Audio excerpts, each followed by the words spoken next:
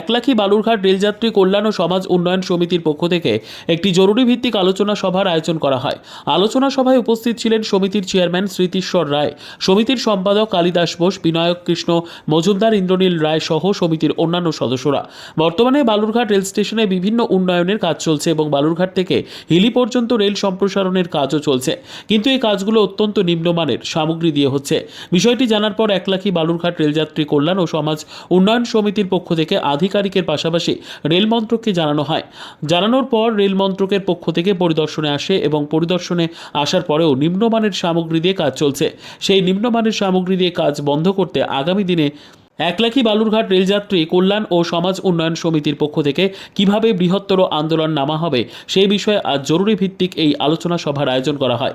এমনটাই জানালেন একলাখী বালুরঘাট রেলযাত্রী কল্যাণ ও সমাজ উন্নয়ন সমিতির সম্পাদক কালিদাস বোস। কল্যাণের জন্য যে যে দাবি উঠে এসেছে সেটাকে একত্রিত করে আমরা সেটাকে তার কাছে পৌঁছে দিব। তিনি কি বলছেন, যদি তিনি বলেন যে না তার চাইতেও আরও ঊর্ধ্বতন কর্তৃপক্ষের কাছে পৌঁছাতে হবে, তাহলে আমরা চেষ্টা করবো সেই জায়গায় যাবার।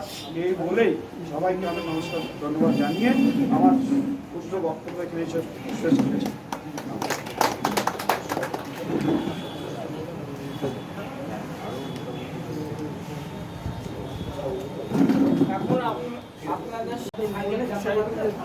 সেই বিষয়গুলো নিয়ে এখন আপনাদের সামনে বিস্তারিত আলোচনা করবেন আমাদের সমিতির চেয়ারম্যান স্মৃতিশ্বর রায়। ধন্যবাদ। একবার আমি বলেছি, তা সত্ত্বেও কালি বললো বলে আমি ভেবেছিলাম কালি বলবে। দেখুন, মূলত আমরা অনেকগুলো সমস্যার সামনাসামনি পড়ে যাচ্ছি। যেমন হচ্ছে যে আমরা কী করতে চাই, আমরা করতে চাই বালুঘাট থেকে যে লাইনটা অলরেডি আছে সে লাইনটাকে ডবল লাইন করতে চাই। আমরা করতে চাই এই লাইনে আরও বেশ কয়েকটা ট্রেন চালু করা যায়। এতদিন আমরা বলিনি কাউকে, যেমন আমরা একত্রিত হয়েছি।